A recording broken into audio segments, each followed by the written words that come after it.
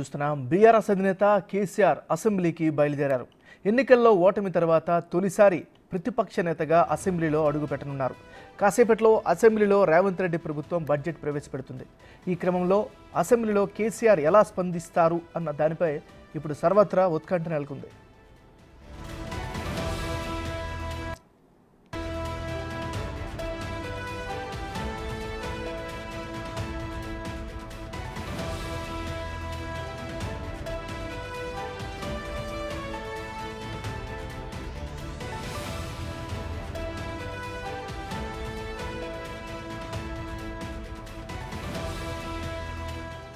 BRS అధినేత కేసీఆర్ అసెంబ్లీకి బయలుదేరారు.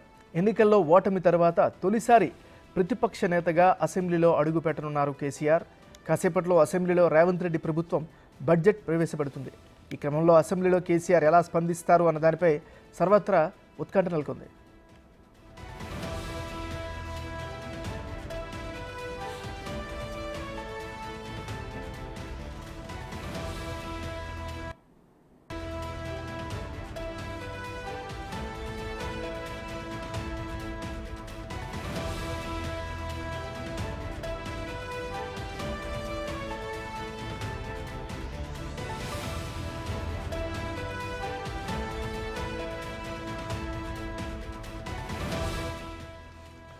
బీఆర్ఎస్ అధినేత కేసీఆర్ అసెంబ్లీకి బయలుదేరారు.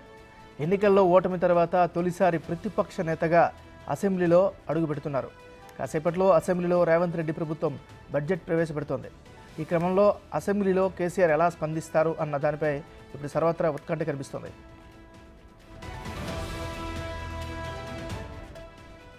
ఇక ఇదే అంశానికి సంబంధించి మరింత తాజా సమాచారాన్ని మా రిపోర్టర్ సైదులు లైవ్లో అందిస్తారు.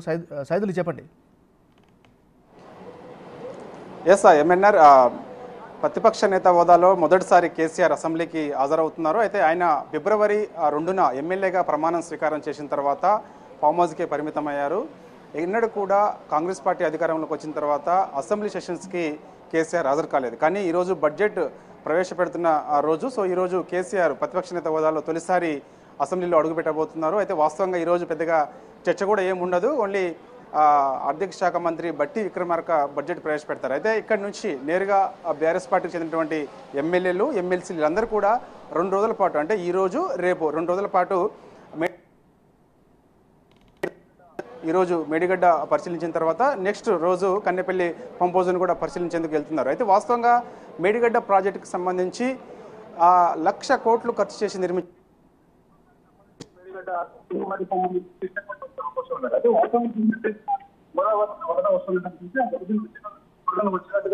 వరదను వచ్చినట్టుగా కూడా దిగువకి పంపిస్తున్నారు. అయితే పెద్దగా ప్రమాదం ఏమీ అక్కడ లేదు అని చెప్పేసి ఇప్పుడు అనవసరంగా కావాలని కాంగ్రెస్ పార్టీ రాద్ధాంతం చేస్తుందని చెప్పేసి కూడా బీఆర్ఎస్ పార్టీ ఒక వాదన వినిపించే పరిస్థితికి వస్తుంది. అయితే దానిలో భాగంగా వాస్తవంగా వరదనంతటిని కూడా ఇప్పుడు మేడిగడ్డ దగ్గర ఆపితే డ్యామ్కి ప్రమాదం ఉందా లేదా అనేది కొంత క్లారిటీ ఖచ్చితంగా వస్తుంది. కానీ సో ప్రమాదం ఉందని చెప్పేసి ఎన్డీఎస్ఏ రిపోర్ట్ కేంద్రం ఇచ్చింది కాబట్టి సో వాస్తవంగా వచ్చిన వరదను వచ్చినట్టు దిగువగా పంపిస్తున్నారు కాబట్టి సో వీళ్ళు బీఆర్ఎస్ పార్టీ వాదన ఏంటంటే సో అంత పెద్ద వరద వచ్చినా కూడా మేడిగడ్డకు పెద్ద ఇబ్బంది ఏం లేదు, కావాలని కాంగ్రెస్ పార్టీ రాద్ధాంతం చేసింది, పార్లమెంట్ ఎన్నికల సమయంలో మాపై దుష్ప్రచారం చేసిందని చెప్పేసి కూడా బీఆర్ఎస్ పార్టీ వాదన వినిపిస్తుంది. అయితే వాస్తవంగా ఇప్పుడు ఆ మేడిగడ్డ బ్యారేజీని సందర్శించేందుకు మరొకసారి బీఆర్ఎస్ పార్టీ చెందినటువంటి ఎమ్మెల్యేలు, అంటే మొత్తం 30 మంది ఉన్నటువంటి ఎమ్మెల్యేలు 10 మంది ఆల్రెడీ అధికార కాంగ్రెస్ పార్టీకి వెళ్ళారు కాబట్టి సో ఇక 28 మంది ఎమ్మెల్యేలు అదేవిధంగా ఎమ్మెల్సీలు 20 మంది ఎమ్మెల్సీలు అందరూ కూడా 2 బస్సుల్లో ఇక్కడ నుంచి నేరుగా మేడిగడ్డకి వెళ్తున్నారు ఈరోజు. సో ఇప్పుడు వీరితో పాటుగా కేసీఆర్ వెళ్తారా లేదా అనేది కూడా కొంత సందిగ్ధత నెలకొంది. ఎందుకంటే మొదటి నుంచి కూడా